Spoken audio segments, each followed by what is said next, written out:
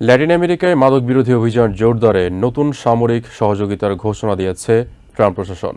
বুধবার পানামা সিটিতে মিত্র দেশগুলোর বৈঠকে ডিফেন্স সেক্রেটারি পিট হেগসেথ জানান, মাদক সন্ত্রাসীদের বিরুদ্ধে যৌথ সামরিক অভিযানে ইকুয়েডর, হন্ডুরাস ও গুয়েতেমালার সঙ্গে কাজ করছে আমেরিকা। একই সঙ্গে আমেরিকাস কাউন্টার কার্টেল কোয়ালিশনের ১৯তম সদস্য হিসেবে যোগ দিয়েছে Colombia.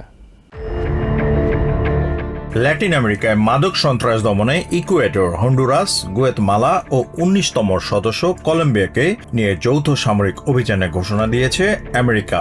I want to commend Ecuador for its regional leadership to become the first ACCC member to partner with the United States in combined kinetic operation against narco-terrorists in Ecuador. Americas counter cartel coalition বা A3Cর প্রথম সদস্য হওয়ার মাধ্যমে মাদক সন্ত্রাস দমনে আঞ্চলিক নেতৃত্ব দেওয়ায় ইকুয়েডরের প্রশংসা করেন ডিফেন্স সেক্রেটারি পিট হেগসেথ।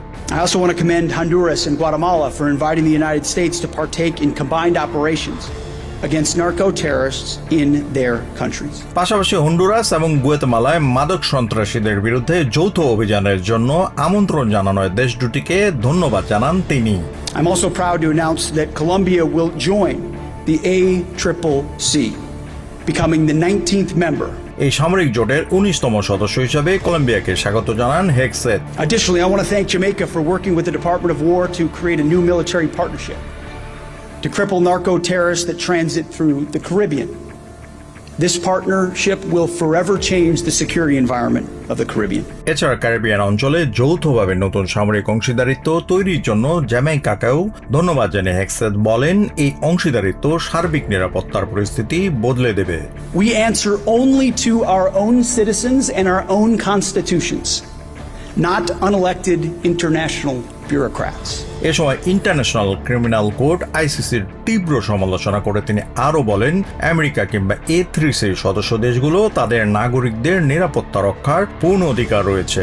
তারা কেবল নিজেদের নাগরিক এবং সংবিধানের কাছে দায়বদ্ধ, কোনো অবৈধ আন্তর্জাতিক আদালতের কাছে নয় বলে মন্তব্য করেন Hegseth. That's why I strongly encourage every ACCC member to leave the ICC and reject their attempts to rob your governments and your courts of your sovereignty. জোটের সদস্য দেশগুলোকে আইসিসি থেকে বের হয়ে আসারও আহ্বান জানান defence secretary. Syed Salehin, TVN 24 news desk. New York থেকে সম্প্রচারিত TVN 24 টেলিভিশন বিশ্বজুড়ে বাঙালির কণ্ঠস্বর।